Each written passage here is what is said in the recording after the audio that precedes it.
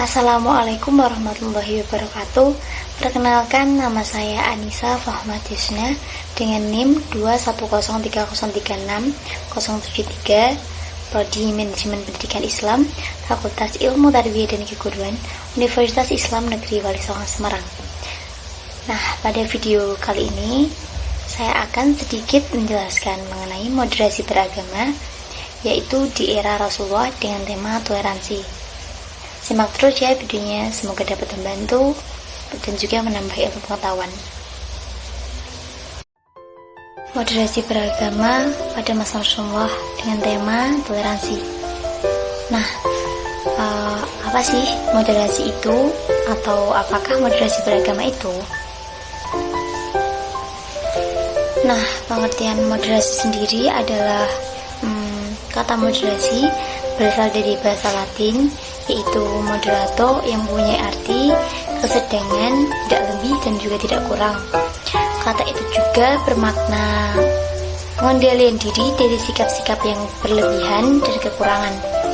Menurut Kamus Besar Bahasa Indonesia atau KBBI, kata moderasi diartikan menjadi dua pengertian, yaitu pengurangan kekerasan dan juga penghindaran keekstriman. Selain dari pengertian, moderasi juga memiliki beberapa prinsip.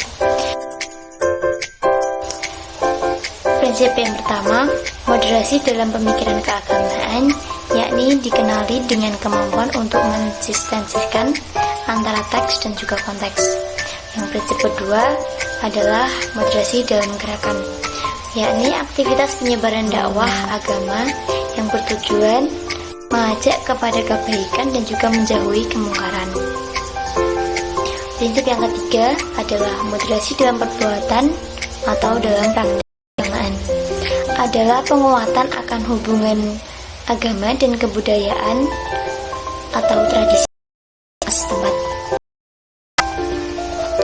Yang berikutnya ada moderasi melahirkan toleransi. Apa sih hubungan moderasi dan juga toleransi itu?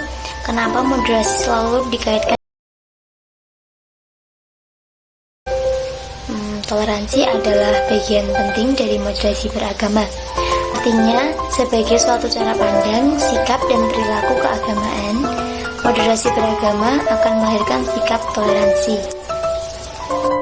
Sedangkan dari toleransi sendiri adalah sikap menghargai perbedaan, tenggang rasa, dan juga mampu menerima kehadiran orang lain atau kelompok yang memiliki keyakinan berbeda. Sikap toleransi sudah dicontohkan oleh Rasulullah SAW. Nah, Rasulullah SAW adalah tokoh teladan terbaik dalam mengajarkan sikap toleransi kepada umatnya. Selain itu, toleransi juga dapat diartikan dengan sikap untuk mengayomi orang-orang yang berbeda keyakinan dan juga kedudukan supaya tidak ada terjadinya permusuhan. Rasulullah tidak hanya sebagai nabi, juga kepala keluarga, panglima perang dan juga kepala negara. Kedudukan dan juga kekuasaan yang diperolehnya tidak menjadikannya sebagai orang yang bertindak kasar dan juga keras. Berikut adalah toleransi pada masa Rasulullah. Yang pertama, setelah wafatnya paman beliau, yaitu Abu Thalib, Nabi SAW berkunjung ke perkampungan Taif. Beliau menemui 3 orang pemuka dari suku tersebut. Nabi mengajak mereka untuk melindungi para sahabatnya agar tidak diganggu oleh suku Quraisy. Namun kenyataan pedih yang dialami beliau, Nabi diusir dan dilempari batu oleh kaum tersebut.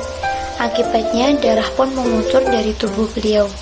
Namun demikian, Nabi Muhammad tidak pernah mendoakan keburukan atau memiliki rasa dendam terhadap mereka.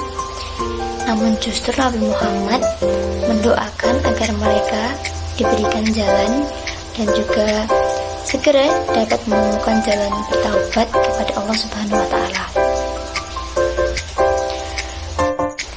Yang kedua, Nabi Muhammad SAW ketika menjadi kepala negara di Madinah, masyarakatnya terdiri dari kaum Yahudi, Nasrani, dan juga Muslim.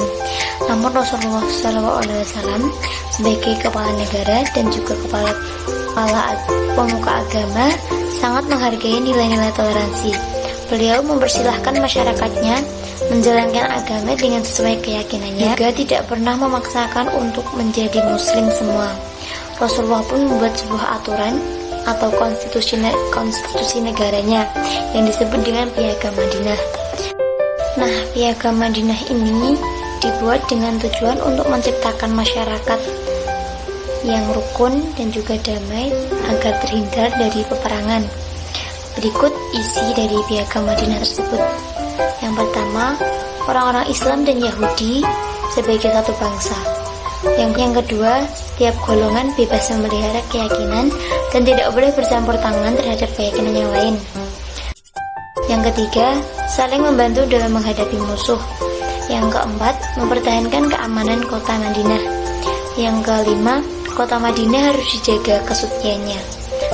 Yang keenam, Nabi bertindak sebagai pemutus akhir bagi perselisihan. Dengan adanya Piagam Madinah tersebut, diharapkan masyarakat Madinah dapat berbuat baik agar tidak saling memusuhi dan juga memunculkan sifat toleransinya terhadap masyarakat yang memiliki keyakinan berbeda, supaya masyarakat Madinah tetap hidup damai dan juga aman dan terhindar dari peperangan tersebut. Nah, terima kasih karena sudah menyimak materi dari saya. Saya menyadari jika materi saya masih banyak sekali kekurangan yang harus dibenahi. Kritik dan saran dari teman-teman sangat berguna untuk saya di masa depannya. Sekian video dari saya, semoga bermanfaat. Wassalamualaikum warahmatullahi wabarakatuh.